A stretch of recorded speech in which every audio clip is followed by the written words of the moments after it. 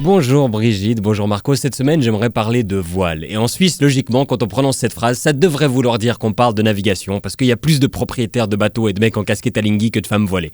Mais non, c'est bien de ces dernières qu'il s'agit, puisque comme le printemps ou Johnny Hallyday, le débat sur le voile fait son retour à peu près une fois par an. Et c'est maintenant. Youpi! En France, Manuel Valls a déclaré qu'il faudrait interdire le voile à l'université. François Hollande a dit « pas question ». Ils sont super malins de se contredire, comme ça tu peux en détester que un à la fois.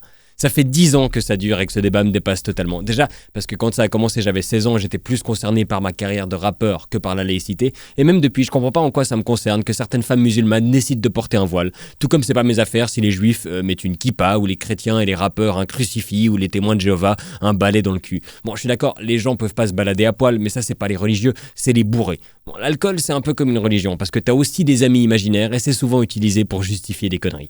Vous l'aurez deviné, la religion, moi je suis pas fan. C'est des interdits, c'est des contraintes. Ça veut pas dire que je me considère supérieur, c'est juste que moi j'aime bien faire la grasse mat le dimanche, puis le samedi aussi, puis la semaine. En fait, s'il y avait une religion où on peut rester dans son lit allongé à rien faire, je serais pas contre. Je sais pas, peut-être le Michael Schumarisme. Donc moi je suis athée, mais ça n'engage que moi. Je veux pas forcer les gens. Je suis pas non plus fan d'animaux domestiques, mais je vais pas empêcher les autres d'avoir des hamsters. Pour les dieux, c'est pareil. Moi le voile, je suis pas fan, mais l'interdiction encore moins. J'entends pas mal d'arguments, il y en a aucun qui me convainc. 1. Ouais, mais j'aime pas voir des femmes voilées. En fait, ça, c'est pas un argument, c'est une opinion sur la mode. Est-ce que tes yeux vont vraiment brûler si tu peux pas voir les cheveux de toutes les femmes dans la rue ? On est dans la vraie vie, pas dans une pub L'Oréal. Ouais, mais faut s'intégrer. Ouais, dans le processus d'intégration, aller à l'université, ça me paraît être plutôt une bonne idée, et sans doute un élément plus important que ton choix de couvre-chef. En France et en Suisse, si t'es musulman, t'es intégré quand tu utilises ta tête pour marquer des buts, pas quand tu la couvres d'un bout de tissu pour aller étudier. Bah, c'est normal, un faux pli sur le sommet du crâne, ça peut dévier la trajectoire du ballon. Ouais, mais faut respecter nos traditions. Ouais, c'est vrai qu'à Paris, ils ont tous un béret et une baguette sous le bras, puis nous, on est avec un Saint-Bernard et une chemise Edelweiss. Je vous rappelle que les traditions, c'est aussi ce qui justifiait d'empêcher les femmes de voter et les homosexuels de se marier. Ah bah tiens, ça en Suisse, ils peuvent toujours pas.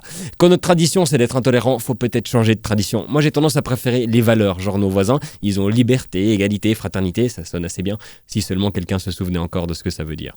Ouais, mais c'est un outil d'asservissement de la femme. Ouais, ça c'est souvent l'argument principal, brandi par Valls notamment.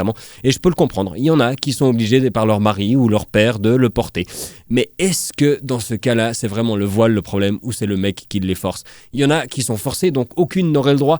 C'est pas comme ça que ça fonctionne la loi. À cause des viols, on va interdire le sexe. À cause de la fraude fiscale, on va interdire les avocats d'affaires. Bon, ça c'est peut-être une bonne idée en fait. Non, est-ce qu'on n'aurait pas meilleur temps d'ouvrir le dialogue avec ces femmes qui sont forcées de se couvrir, de leur tendre la main, de lutter contre ces violences conjugales, que le mari soit musulman, alcoolique ou juste lâche, et de promouvoir l'égalité des sexes et des droits, un concept qui est cruellement absent de l'islam, mais aussi de la plupart des autres religions. Moi j'en ai marre qu'on s'intéresse soudainement au sort des femmes que quand on peut montrer du doigt une religion que tout le monde adore détester en ce moment, et ça fait remonter dans les sondages, et ça rassure la partie de la population qui tient à sa patrie et qui ne voit des femmes voilées qu'à la télévision. À la télévision, c'est en images d'archives ou d'enquêtes exclusives bien sûr, parce que les femmes voilées sont jamais invitées sur les plateaux. Pourquoi leur demander leur avis quand ça les concerne ? Ceux qui savent le mieux ce qui est bien pour les femmes musulmanes, c'est les hommes chrétiens évidemment. Elles n'ont pas le droit de se couvrir la bouche, mais faudrait surtout pas qu'elles l'ouvrent. Oui, là pour les besoins de cette vanne, je parle plus de hijab, mais de voile intégral, la fameuse burqa, le niqab ou le tchador, qui sont tous illégaux dans l'espace public en France et au Tessin, et peut-être même bientôt partout en Suisse. Et si le voile me gêne un peu, le voile intégral m'emmerde carrément, car ça renvoie surtout à des régimes totalitaires comme l'Afghanistan ou l'Arabie Saoudite où les femmes sont forcées de le porter, entre autres restrictions scandaleuses dues à leur sexe. Mais interdire le voile par solidarité envers ces femmes, c'est plus ou moins aussi efficace que finis ton assiette, il y a des gens qui meurent de faim.